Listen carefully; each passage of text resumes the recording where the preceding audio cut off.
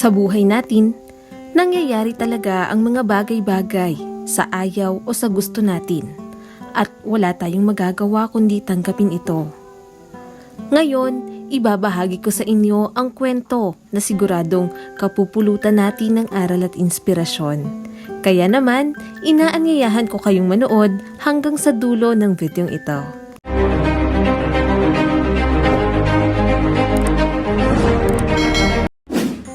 Ang pangyayaring ito ay naganap sa California, ilang taon pa lamang ang nakakaraan, kung saan naninirahan ang isang lalaki na nagngangalang Kevin Burns. Ilang linggo pa lamang ang nakakalipas mula nang lumipat siya ng tirahan nang napansin niya ang isang matandang babae. Palagi itong kumakain at natutulog sa kanyang sasakyan kahit pa naroon lamang sa tapat ang bahay nito. Tuwing gabi, pinagmamasdan ni Kevin ang matanda. Naitanong niya rin sa kanyang sarili kung bakit nagtsatsaga ito sa labas gayong may bahay naman ito. Lumipas pa ang mga araw, nagsimula nang bumaba ang temperatura na naging dahilan upang magyelo ang mga daan. Ngunit, lalong lumaki ang pagtataka ni Kevin. Bakit nananatili pa rin ang matanda sa kanyang sasakyan? Ano bang meron sa bahay niya at ayaw niyang pumasok roon? Dahil nakikita ni Kevin na mag-isa at nagtitiis sa lamig ang matanda ay napagpasyahan niya na lapitan at kausapin ito. Sa kanilang pag-uusap, napag-alaman niyang Ruth Ratliff ang pangalan nito. 68 taong gulang at nag-iisa na sa buhay. Kaagad na naging malapit ang loob nila sa isa't isa. Iniisip ni Kevin na gusto niyang tulungan si Ruth dahil para niya na rin itong lola. Naikwento sa kanya ni Ruth na walang kuryente at tubig sa kanyang bahay, kaya doon niya siya tumitira sa sasakyan. Hindi naman naniniwala si Kevin na iyon lamang ang dahilan kung bakit ayaw niyang pumasok sa kanyang bahay. Ayaw niya namang tanungin ng derechahan ang matanda kaya napagpasyahan niyang bisitahin ito araw-araw. Nang sa ganoon, malaman niya ang buong katotohanan. Ilang beses tinanong ni Kevin si Ruth kung bakit mas pinili nitong tumira sa sasakyan. Subalit, palagi nitong iniiba ang usapan. Isa-isa niyang ipinapakita kay Kevin ang mga gamit sa loob ng kanyang kotse at papaano ito nagsisilbing tirahan. Naroon ang lahat ng gamit na kanyang kailangan.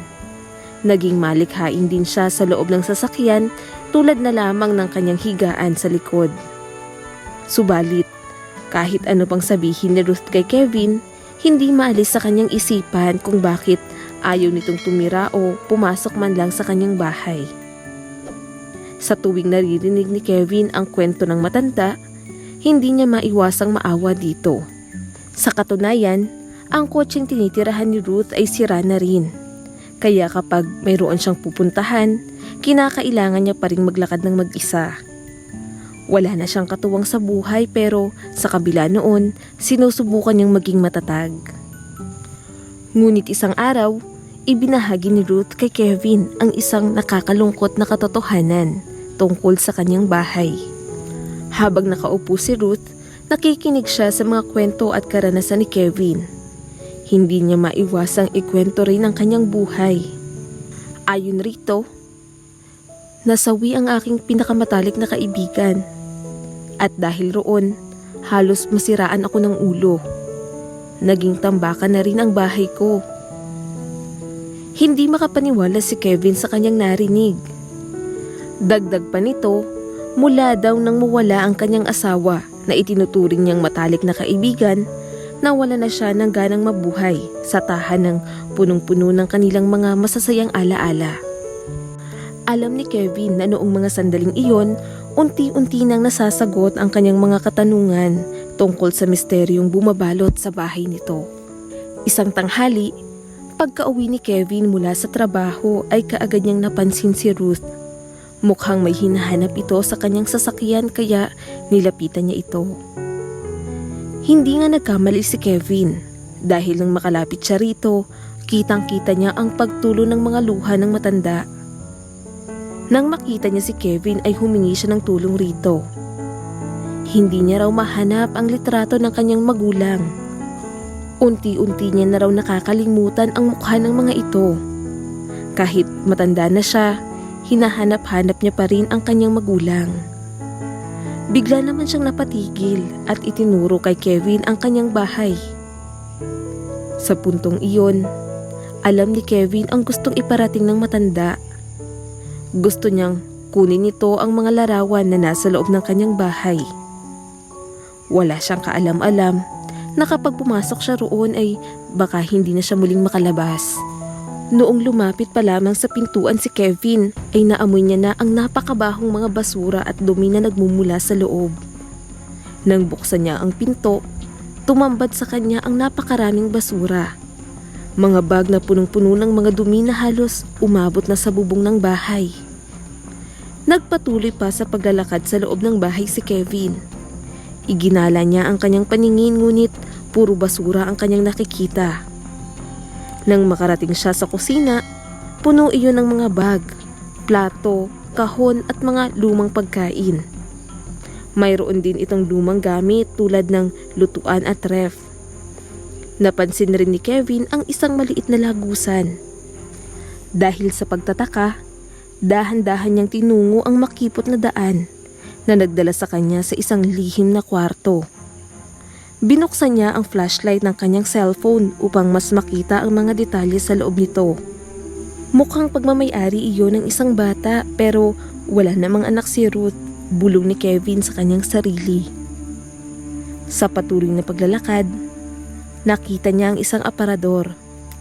Binuksan niya ito at hindi nga siya nagkamali dahil naroon ang mga larawan na kanyang hinahanap. Mabilis siyang kumilos upang kunin ito at para lisanin na rin ang bahay na iyon. Ngunit bago pa siya tuluyang makalabas, biglang sumama ang kanyang pakiramdam. Aksidente niya ring nakita ang mga kulay itim na amag sa pader ng bahay. Dahil roon, dali-dali siyang lumabas bago pa siya tuluyang mawala ng malay. Mabuti na lang at nakaabang na si Ruth sa kanya. Masayang-masaya ito nang makita ang larawan na kanyang hawak. Pero sa kabila noon, nag-aalala ito para sa kanyang kalusugan. Matapos ng pangyayaring iyon, humingi ng tulong si Kevin sa mga eksperto. Natuklasan nila na ang mga amag sa bahay ni Ruth ay delikado. Tinatawag itong toxic molds.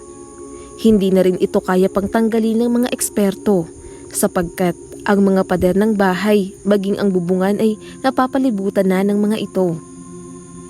Ipinaalam rin nila kay Kevin at Ruth na maaari itong kumalat at makaapekto sa kanilang mga kapitbahay. At ang tanging nakikita nilang solusyon ay sunugin na lamang ito. Masakit man para kay Ruth ay tumawag sila sa mga bumbero para gawin ang nararapat. Ilang minuto lamang ang kinailangan ng mga ito para gawing abo ang bahay ng matanda. Dahil sa pangyayaring iyon, pansamantala munang pinatuloy ni Kevin si Ruth sa kanyang tahanan.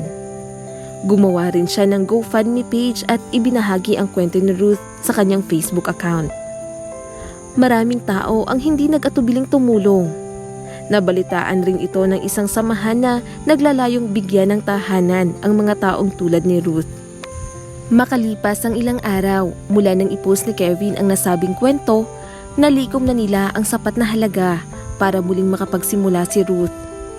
Napakalaki ng pasasalamat ng mga tao kay Kevin dahil sa kabutihang ipinakita niya sa matanda kahit pa hindi sila magkadugo.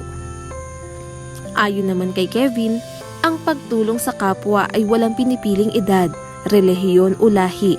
Dahil ang kabutihan ay nagmumula sa ating puso. Maraming salamat sa patuloy na panonood sa aking munting channel. Kung nagustuhan mo ang videong ito ay huwag mong kalimutang mag-like and subscribe at pakipindot mo na rin ang notification bell para updated ka sa mga susunod nating video.